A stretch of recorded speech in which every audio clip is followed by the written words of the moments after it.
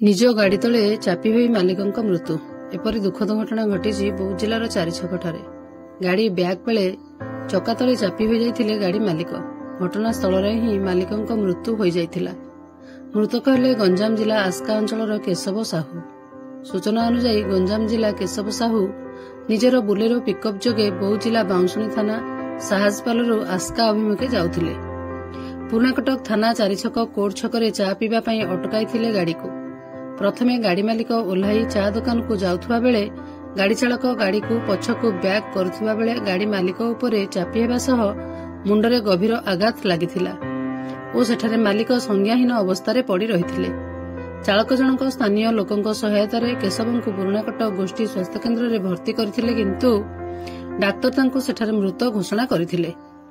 मृत्यु खबर पाई पुर्णाकटक पुलिस घटनास्थल रे पहुंची गाड़ी और शवकु जबत करबा सह शवकु व्यवच्छेद पई बौद्ध पठाइथिले। गाड़ी चालकंकु अटक रखी गाड़ी को जबत करी पुर्णाकटक पुलिस घटनार तदंत करुथुबा जଣା पड़िछि।